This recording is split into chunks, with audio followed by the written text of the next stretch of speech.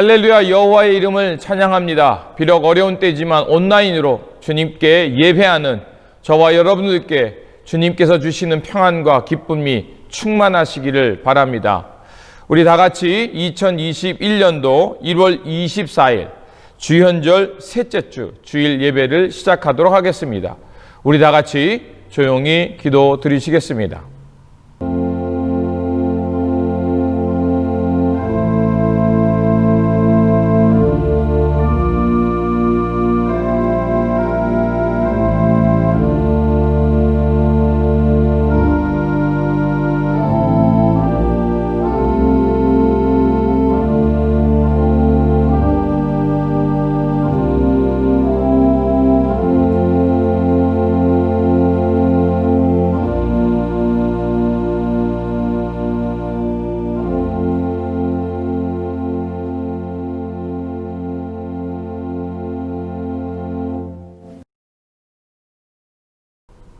때가 찼고 하나님 나라가 가까웠으니 회개하고 복음을 믿어라.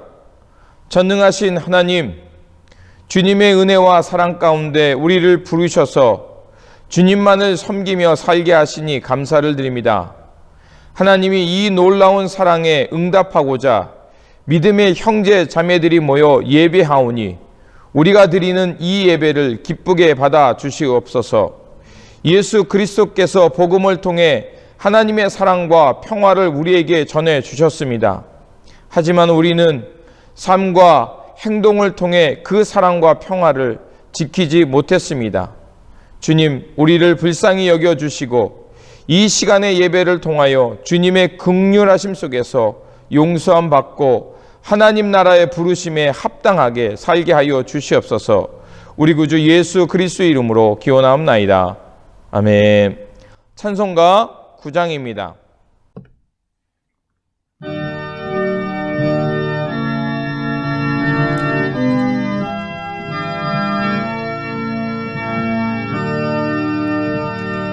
하늘에 가득 찬 영광의 하나님, 온 땅에 충만한 존귀하신 하나님, 생명과 빛으로 지혜와 권능으로 언제나 우리를 지키시는 하나님,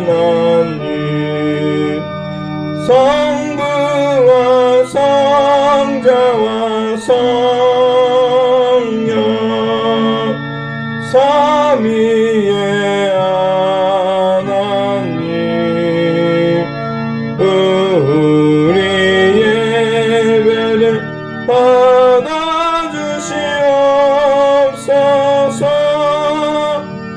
사랑이 넘치는 자비하신 하나님, 은혜가 풍성한 구원의 하나님, 자매의 심령에 평안을 주시옵고 죄악과 허물을 용서하여 주소서.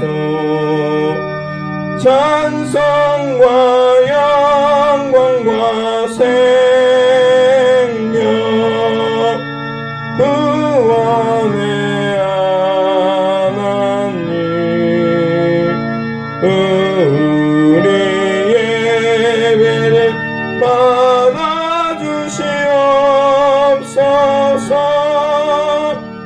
연약한 심령을 굳게 세워주시고 으들한 마음을 지혜롭게 하시고 주의 뜻 받들어 참되게 살아가며 주 말씀 따라서 용감하게 하소서. 권능과 지혜와 사랑 은혜의 하나님 우리 예배를 받아주시옵소서. 주 앞에 나올 때 우리 마음 기쁘고 그 말씀에 힘되어 새 희망이 솟는다. 고난도 슬픔도 이기게 하시옵고 영원에 잇대어 살아가게 하소서. 우리의 자랑과 기쁨 생명의 하나님 우리 예배를 받아주시옵소서.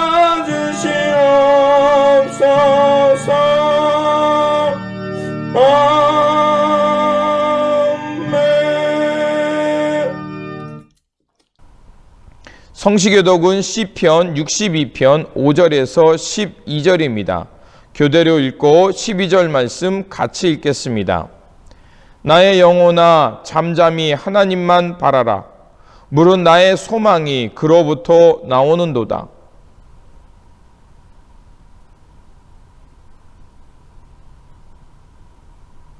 나의 구원과 영광이 하나님께 있으며 내 힘의 반석과 피난처도 하나님께 있도다.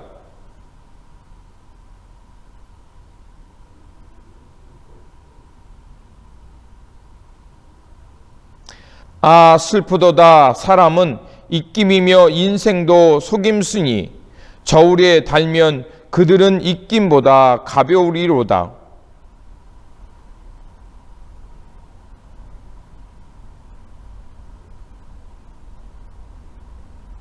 하나님이 한두 번 하신 말씀을 내가 들었나니 권능은 하나님께 속하였다 하셨도다.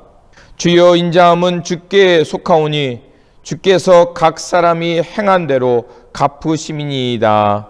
아멘. 우리 다 같이 사도신경으로 우리의 신앙을 고백하도록 하겠습니다. 나는 전능하신 아버지 하나님 천지의 창조주를 믿습니다. 나는 그의 유일하신 아들 우리 주 예수 그리스도를 믿습니다. 그는 성령으로 잉태되어 동정녀 마리아에게서 나시고 본디로 빌라도에게 고난을 받아 십자가에 못 박혀 죽으시고 장사된 지 사흘 만에 죽은 자 가운데서 다시 살아나셨으며 하늘에 오르시어 전능하신 아버지 하나님 우편에 앉아 계시다가 거기로부터 살아있는 자와 죽은 자를 심판하러 오십니다. 나는 성령을 믿으며 거룩한 공교회와 성도의 교제와 죄를 용서받는 것과 몸의 부활과 영생을 믿습니다. 아멘. 공동기도문으로 함께 기도하겠습니다. 자비하신 하나님, 진리의 길이 되시는 주님의 이름을 찬양합니다. 주님께서는 인류를 구원하시려 사람의 몸을 입고 우리 가운데 찾아오셨습니다. 주님을 찾기보다는 헛된 욕망에 마음을 뺏긴 우리를 용서하여 주옵소서. 성령으로 우리를 온전한 길로 인도해 주시고 주님과 동행하며 천국 복음을 전하며 살게 하옵소서. 이 세상을 살아가는 우리들에게 주님께서는 이웃을 선물로 보내주셨습니다. 주님께서 보내주신 선물 같은 이웃 덕분에 생을 따뜻하게 살 수 있었습니다. 우리도 다른 이들에게 하나님의 선물 되어 도움이 필요한 이들에게 하나님의 따뜻한 빛을 비추며 우리의 마음의 중심과 언행은 주님의 사랑을 전하게 해 주시옵소서. 오늘도 주님께서 주시는 생명과 평화의 기쁨이 예배를 통하여 회복되게 하옵소서. 이 땅에 구원의 빛으로 오신 우리 구주 예수 그리스도의 이름으로 기도드립니다. 아멘. 위로의 말씀을 드리겠습니다. 위로의 말씀은 고린도후서 5장 1절에서 17절입니다. 그런즉 누구든지 그리스도 안에 있으면 새로운 피조물이라. 이전 것은 지나갔으니 보라 새 것이 되었도다. 아멘. 찬송가 366장입니다.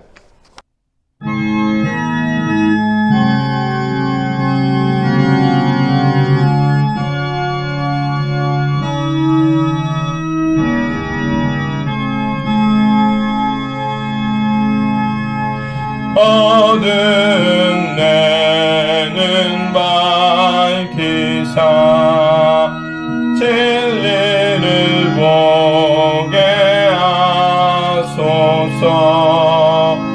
진리의 연세 내게 주사 참빛을 찾게 하소서. 깊으신 뜻을 알고자 엎드려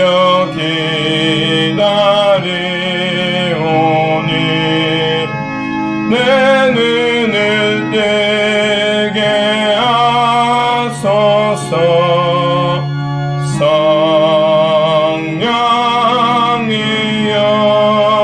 성령이여 막혀진 내 귀 여시사 주님의 귀한 음성을 이 귀로 밝게 들을 때에 내 기쁨 한량 없겠네. 깊으신 뜻을 알고자 엎드려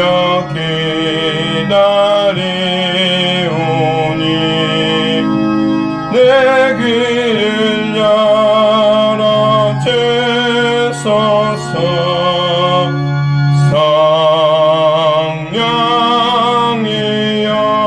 성령이여 봉해진 내 입 여시사 복음을 널리 전하고 차가운 내 맘 녹여주사 사랑을 하게 하소서. 깊으신 뜻을 알고자 엎드려 기다리오니 내 입을 열어 주소서.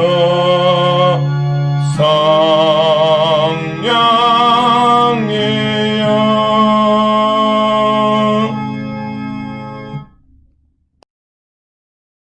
드리신 예물을 위하여 기도하겠습니다. 혼돈과 공허 속에 빛을 창조하신 하나님, 우리 가운데 구원의 빛이신 예수 그리스도를 보내주심에 감사를 드립니다. 하늘의 은총 속에서 구원의 빛이신 주님을 만났사오니 이제는 예수 그리스도를 따라 하나님을 사랑하며 이웃들을 돌보며 하나님 나라를 위해 살게 하여 주시옵소서. 내려주신 은혜에 감사하여 예물 드리오니 기쁘게 받아주시고 이곳에 천국 복음을 전하는 일에 사용하여 주옵소서.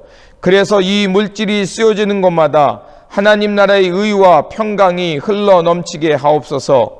하늘의 부르심에 충성을 다하는 베델의 공동체를 기억하여 주시고 주어진 일상 속에서 사명을 잘 감당함으로 하나님 나라에 표징되어 살아가는 주님의 공동체 되게 하여 주시옵소서. 우리 구주 예수 그리스도의 이름으로 기도드립니다. 아멘. 성경 말씀은 마가복음 1장 14절에서 20절입니다. 제가 봉독하도록 하겠습니다.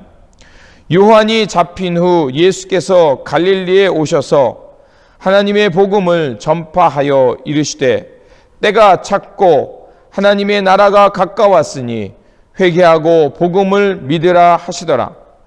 갈릴리 해변으로 지나가시다가 시몬과 그 형제 안드레가 바다에 금을 던지는 것을 보시니 그들은 어부라. 예수께서 이르시되 나를 따라오라. 내가 너희로 사람을 낚는 어부가 되게 하리라 하시니 곧 그물을 버려두고 따르니라. 조금 더 가시다가 세베대의 아들 야고보와 그 형제 요한을 보시니 그들도 배에 있어 그물을 깁는데 곧 부르시니 그 아버지 세베대를 품꾼들과 함께 배에 버려두고 예수를 따라가니라. 아멘. 교회 소식을 전하도록 하겠습니다. 진리와 참마음으로 예배 드리는 성도님께 다시 한번 하나님께서 주시는 평안과 기쁨이 우리 일상 속에 늘 넘치시기를 주님의 이름으로 축원합니다. 그리고 청지기 세미나가 매주 목요일에 있습니다. 여러분 영상을 목요일에 올리고 있으니 그 영상을 잘 참조하셔서 신앙생활에 큰 도움이 되시기를 바랍니다. 그리고 쉘터에 계신 분들을 위해서 76명의 식사를 준비하여 전달했습니다. 이를 위해 수고해 주시고 기도해 주신 분들께 감사를 드립니다. 기도하겠습니다. 사랑과 은혜가 많으신 하나님, 말씀이신 주님께서 육신을 입고 우리 가운데 오심으로 우리는 생명과 진리를 얻게 되었습니다. 이 시간 그 말씀으로 나가오니 주님의 음성을 듣게 하시고 우리의 마음이 열려 하늘의 뜻을 깨닫고 하나님 나라의 기쁨 가운데 천국 백성으로 살아가는 시간이 되게 하여 주시옵소서. 우리 구주 예수 그리스도의 이름으로 기도드립니다. 아멘. 이 예배 자리에 나오신 여러분들께 하나님이 주시는 평안과 기쁨이 충만하시기를 다시 한번 주님의 이름으로 축원드립니다. 오늘 본문은 예수님께서 공생애를 시작하실 때 그 상황을 우리에게 전해주고 있습니다. 본문 14절은 이렇게 시작합니다. 요한이 잡힌 후에 예수께서 갈릴리에 오셔서 하나님의 복음을 전파하여 이르시되라고 얘기합니다. 그리고 예수님의 그 첫마디는 때가 찼고 하나님 나라가 가까웠으니 회개하고 복음을 믿으라라고 말씀하고 있습니다. 그리고 예수님께서는 길을 가시면서 이제 제자들을 부르셔서 사람을 낚는 어부가 되게 하셨습니다. 마가복음 1장 1절을 보면 이 마가는 이렇게 시작하는 것을 알 수가 있습니다. 하나님의 아들 예수 그리스도의 복음의 시작이다라고 얘기하고 있습니다. 이 1장 1절의 복음과 또 오늘 본문 속에 나오는 하나님 나라의 복음은 같은 내용입니다. 여기서 복음이라는 것은 우리가 승리한 소식을 듣고 전하는 그 승리의 소식이기보다는 싸움이 시작되기 전에 이미 승리할 것이라는 확신을 가지고 미리 선언하는 선포의 말씀인 것입니다. 그렇게 승리할 것이라는 그 믿음을 갖고 군사들이 이 복음의 소식을 믿고 나아가 앞으로 전진하는 확신과 같은 것이 복음인 것입니다. 제자들은 이 승리의 소식을 미리 들었기에 세상 고난과 어려움을 무릅쓰고 그 세상의 어려움 속으로 뛰어 들어간 것입니다. 그래서 14절은 이렇게 말씀합니다.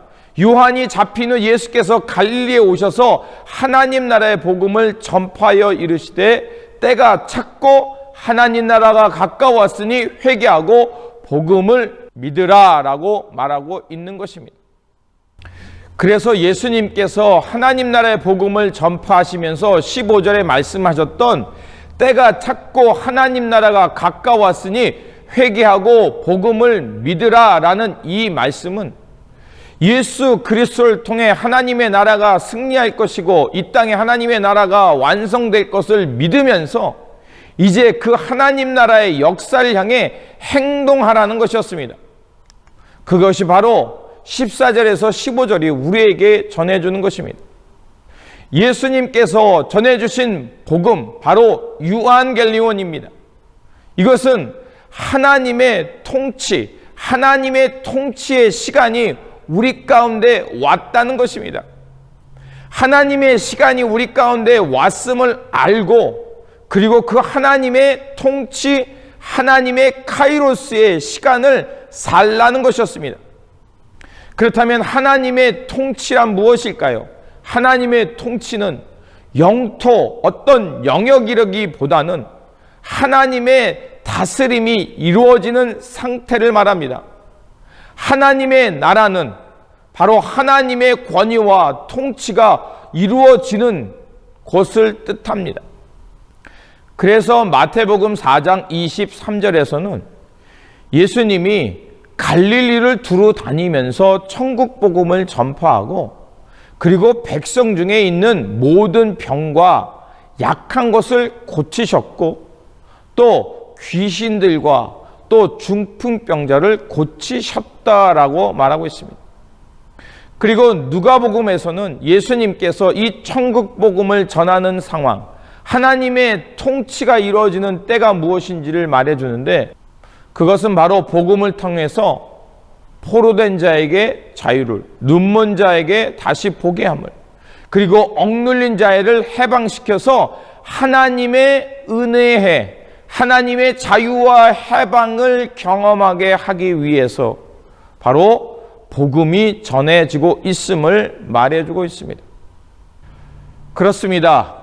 예수님께서는 온 갈릴리를 두루 다니면서 회당에서 가르치셨고, 하나님 나라의 복음을 선포하셨을 뿐만 아니라 백성들 가운데 들어가셔서 그들의 질병과 문제와 아픔을 고쳐주셨습니다. 그리고 예수님을 통해서 치유의 역사와 악한 영이 떠나며 새로운 세상이 열리는 것을 볼 수가 있습니다. 이것이 바로 예수님을 통해 임하는 하나님의 나라였습니다. 자유와 해방의 사건이 일어난 것입니다. 세상 권력, 로마의 제국주의, 율법의 종교가 아니라 하나님의 의와 평강이 다스리는 새로운 세상이 열린 것입니다. 그리고 하나님 나라가 임했음을 알고 그들이 따르기 위해서 요청되는 것이 있었습니다. 바로 15절의 회개였습니다. 이 회개는 메타노에입니다. 뉘우침, 그리고 영어로 성경에 보면 to change your mind로 되어 있습니다. 복음이 말하는 회개, 즉 change your mind라는 것은 자신이 아무것도 할 수 없는 존재임을 고백하는 것입니다. 내가 의지적으로 또는 내 노력으로 할 수 있다는 것을 내려놓고 나는 아무것도 할 수 없음을, 그래서 내 스스로 어떤 어둠과 사망의 굴레에서 벗어날 수 없음을 정감하며 하나님의 도움만이 필요함을 절실히 깨닫는 고백을 말하는 것입니다. 그래서 내가 앞으로는 잘할 수 있는 존재가 아니라 나는 도저히 잘할 수 없는 존재입니다 라는 것을 고백하는 것이 바로 메타노의 회개인 것입니다. 그렇게 이런 절감과 하나님 앞에서의 이 존재적 부인을 하기 때문에 회개한 사람은 하나님의 도우심을 바랄 수밖에 없는 것입니다. 복음을 통해 하나님을 믿는다, 복음을 통해 하나님 나라를 산다는 것은 바로 하나님만이 우리의 도우심을 믿고 하나님의 은혜에 온전히 자신을 맡기는 것, 의존한다는 것을 의미합니다. 그래서 나 스스로 할 수 없음을 알기에 나의 믿음 없음을 절규하며 나의 믿음 없음을 도와주시옵소서라고 부르짖는 것과 같은 것입니다. 그래서 주님을 통해 하나님 나라가 임한 것을 안다는 것은 누가 하나님 앞에서 의로운가를 판단하는 것이 아니라 주님의 은혜 외에는 어떤 것도 우리가 구원받을 수 없음을 알고 온전히 주님을 의지하는 것이 복음인 것입니다. 그리고 예수님께서는 갈릴리에서 이 천국 복음을 전하셨습니다. 그리고 갈릴리에서 예수님께서는 첫 번째 제자들을 부르셨습니다. 그 제자들이 부름받은 곳은 어떤 곳입니까? 특별한 장소, 특별한 사람들이 아니었습니다. 그들 모두는 자기 일상 속에서 자기의 삶을 열심히 살아가는 이들이었습니다. 그런데 그 일상 속에 주님이 오셔서 그들을 제자로 부르셨습니다. 제자로 부름받는 장소는 특별한 장소가 아니라는 것입니다. 갈릴리 바닷가, 즉 우리가 살아가는 일상 속에서 주님이 찾아오셔서 우리를 제자로 부르신다는 것입니다. 베드로와 안드레와 야고보, 요한, 그들 모두는 자신들이 살아가는 일상 속에서 열심히 살던 사람이었습니다. 또한 우리가 알 수 있는 것은 그들이 제자로 부름받았을 때 무엇이 부족해서 결핍해서 부름받는 것이 아니었습니다. 그들 모두는 어쩌면 어부였기 때문에 그들은 그들 나름대로 어엿한 직업을 갖는 사람들이었습니다.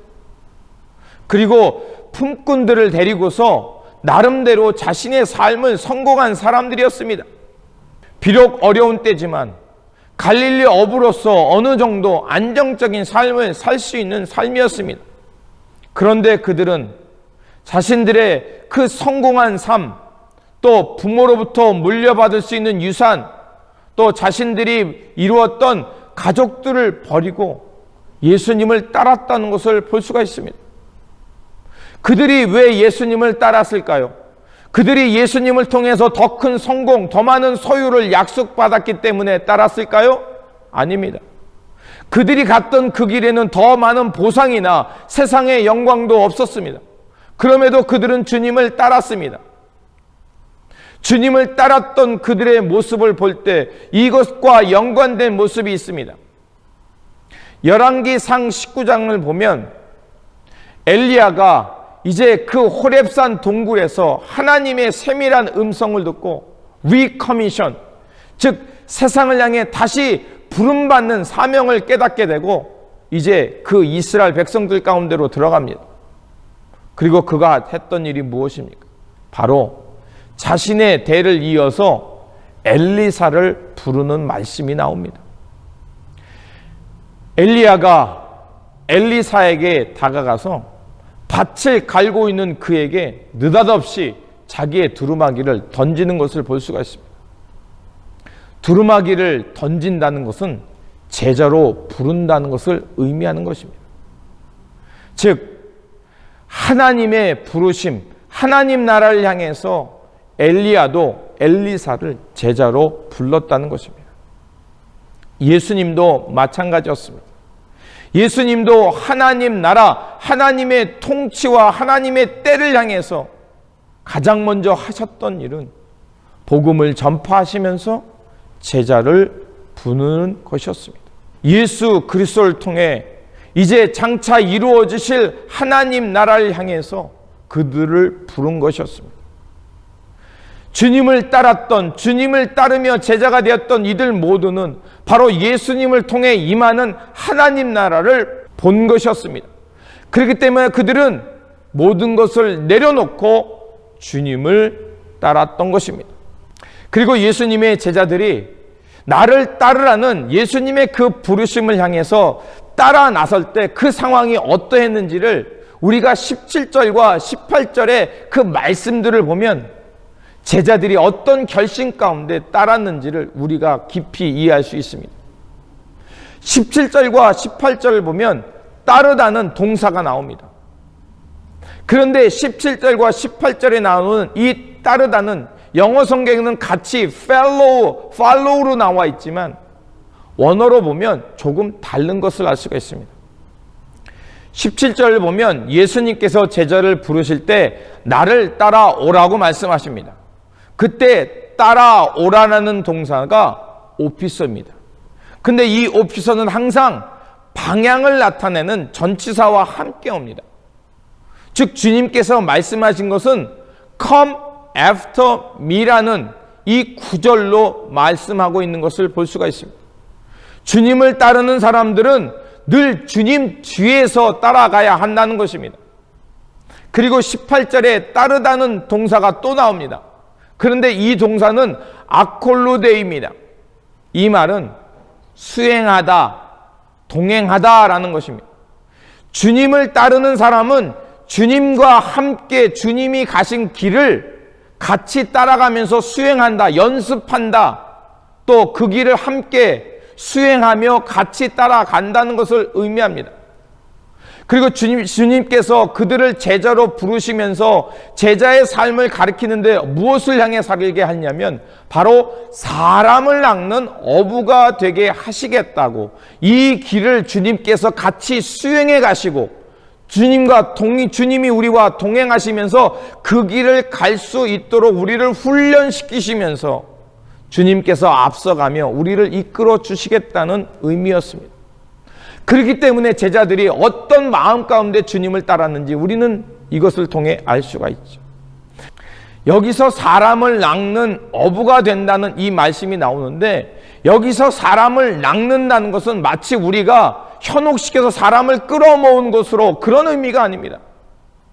구약에서 이 낚는다는 것은 모두 하나님의 심판과 관련되어 등장하는 것을 알 수가 있습니다.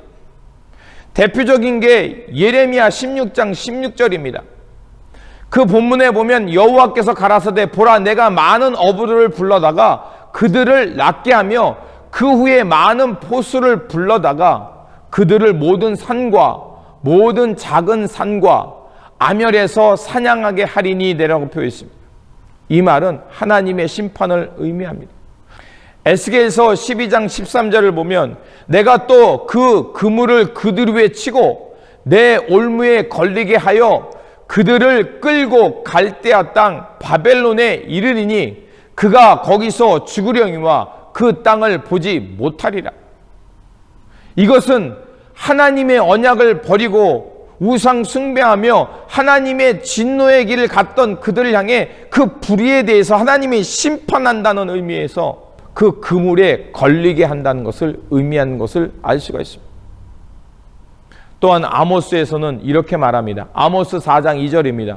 주 여호와께서 자기의 거룩함을 가리켜 맹세하시되 때가 너희에게 임할지라 사람이 갈고리로 너희를 끌고 가며 낚시로 너희의 남은 자들을 그리하리라. 불의와 악을 행하는 세대에 대해서 하나님이 심판하는 의미에서 낚는다는 것을 의미하는 것을 알 수가 있습니다. 그렇습니다. 예수님께서 제자들을 향해서 사람을 낚는 어부가 되게 하셨다는 것은 단순히 사람을 모으는 의미보다 바로 임박한 하나님 나라의 종말과 심판을 선포하기 위함이며 그들로 다시 이 불의한 세상을 깨워서 하나님의 의가 임하는 세상을 이루기 위해 부르셨음을 의미한 것을 알 수가 있습니다. 또한 사람을 낚는 이 어부라는 표현 속에는 매우 큰 의미가 숨겨져 있는 것을 알 수가 있습니다. 이 사람을 낚는 어부라는 것을 원어로는 할리우스 안드로포스라고 표현하고 있습니다. 여기서 어부로 표현되는 할리우스는 때로는 물고기들 이렇게 번역할 수도 있습니다.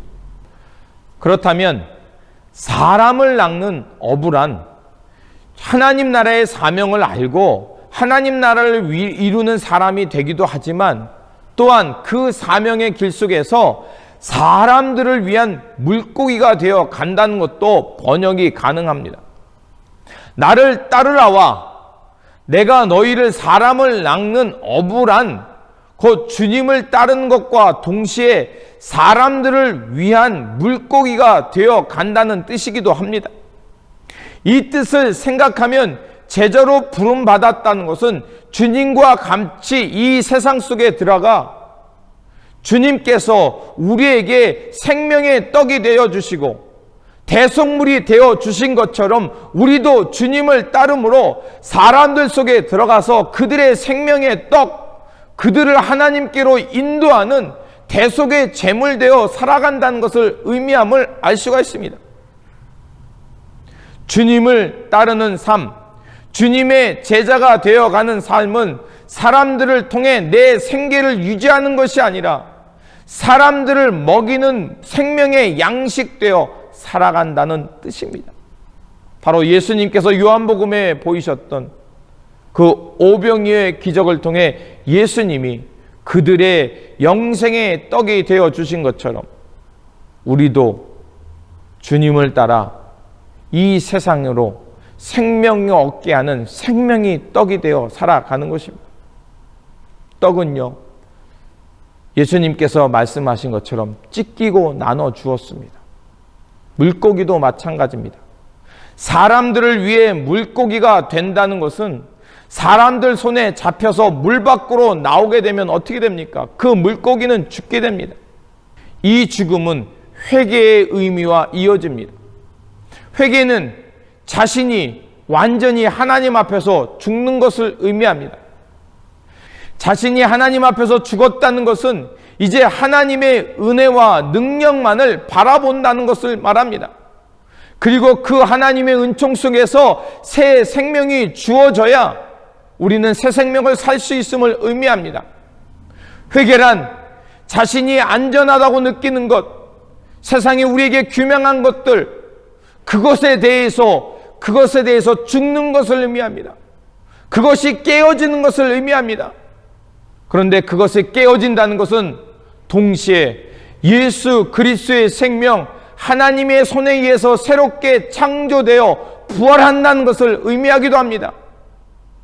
세상이 우리에게 규명지어진 것에 의해서 우리는 죽고, 그래서 물 밖으로 나오지만, 그러나 세상으로부터 부름받아서 나오지만, 그러나 그것을 통해서, 그 나옴의 경험을 통해서 죽지만, 우리는 하나님의 손에 의해서 새롭게 지어져서 하나님 나라 예수 그리스도를 따르며 영의 양식, 생명을 살리는 양식되어 살아간다는 것을 의미합니다.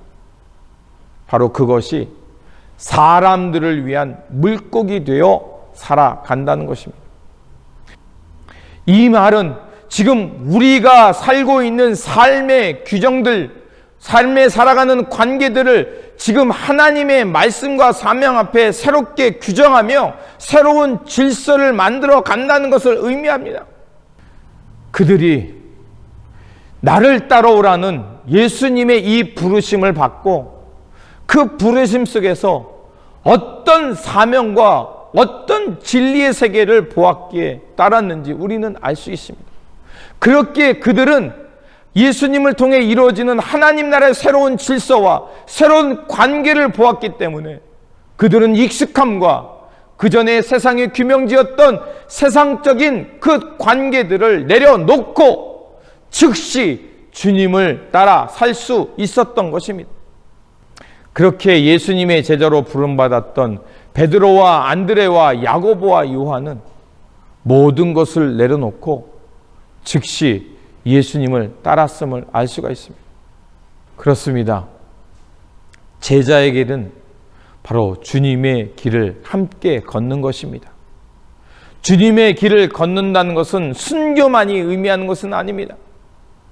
하나님의 부르심의 때를 알고 하나님 나라를 위해 산다는 것이 바로 그런 것입니다. 내가 버려야 할 것을 알고 그것을 즉시 내려놓고 주님과 함께 주님께서 보여주신 하나님 나라의 삶을 살아가는 것입니다. 주님께서 보여주신 것은 무엇입니까? 바로 하나님께서 이루어 가시는 생명과 돌봄의 세상이었습니다. 하나님께서 이 땅에 이루시는 의의 세상, 평화의 세상, 그래서 주님을 만나는 사람들이 그 절망에서 놓여서 하나님 나라의 사람으로 이루어지는 세상을 의미하는 것입니다. 제자들은 바로 주님을 통해 그런 세상을 보았기에 익숙함과 세상이 규명지었던 관계와 자신의 안전한 삶을 내려놓고 그것을 깨트리고 나와 하나님 나라를 향해 살 수 있었던 것입니다. 주님은 바로 그러한 하나님의 시간, 하나님의 통치가 가까웠음을 아셨기에 우리에게 그 말씀을 하셨고, 그리고 또한 우리로 하여금 그 세계에 나오라고 초청하고 있는 것입니다. 하나님께서 아브라함을 부르실 때 너는 본토 친척 아비집을 떠나라고 말씀하셨죠. 바로 이 떠남이 하나님 나라를 향한 부르심이었습니다.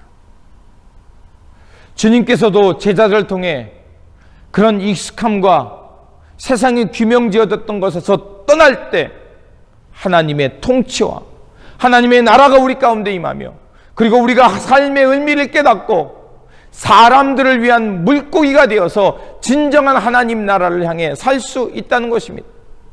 그렇습니다.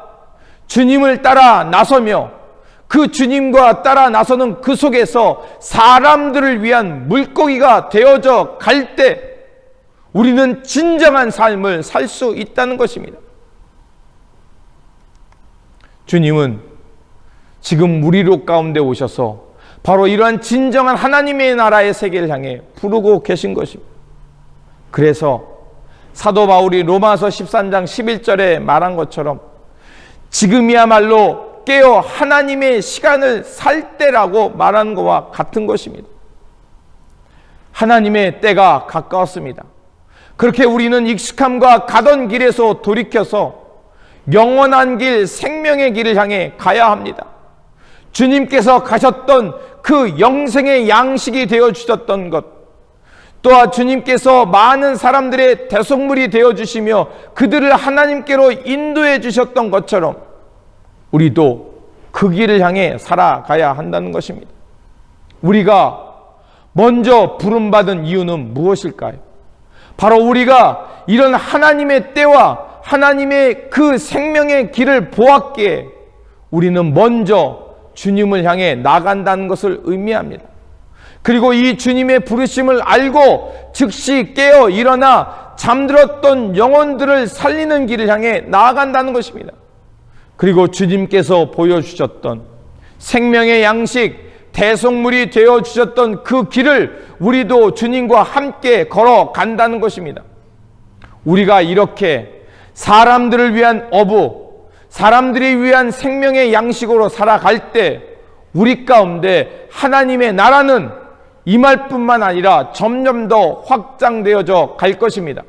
그러므로 예수님을 통해 이 땅 가운데 하나님의 나라가 임했음을 알고 주님의 부르심을 향해 즉각적으로 순종하면서 주님과 함께 주님이 가셨던 길을 걸으면서 사람들을 위한 생명의 양식, 영의 양식, 많은 사람들을 위해 대속의 제물이 되어주셨던 것처럼 우리도 이 삶 속에서 많은 사람들을 살리는 생명의 양식 되어 하나님 나라와 의를 이루며 살아가는 주님의 공동체, 주님의 신실한 제자들이 되시기를 주님의 이름으로 축원드립니다.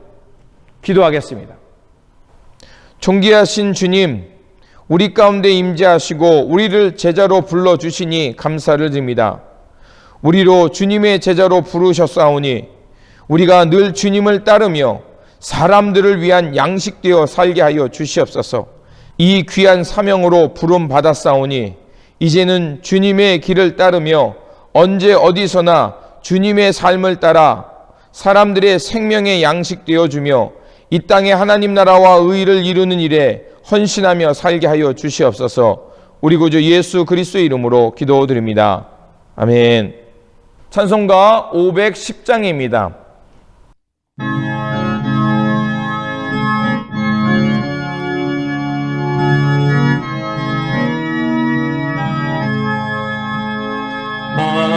하나님의 진리는 내 길이 빛나니 우리들도 등대되어 주의 사랑 비추세. 우리 작은 불 켜서 험한 바다 비추세. 물에 빠져 헤매느니 건져내요 살리세. 죄의 밤은 기뻐가고 성남을 결설낸다. 어디 불빛 없는가고 찬눈물이 많구나. 우리 작은 불 켜서 험한 바다 비추세. 물에 빠져 헤매느니 건져내요 살리세. 너의 등불도 두어라. 거친 바다 비춰라. 빛을 찾아 헤매느니 생명선을 건져라. 우리 작은 물 켜서 험한 바다 비추세. 물에 빠져 헤매느니 건져내요 살리세.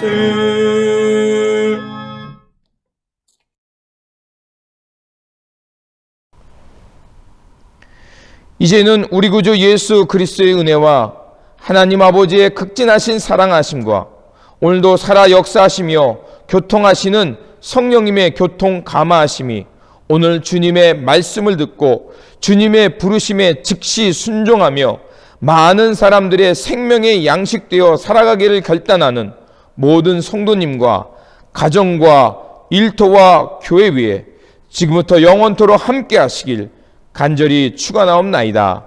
아멘.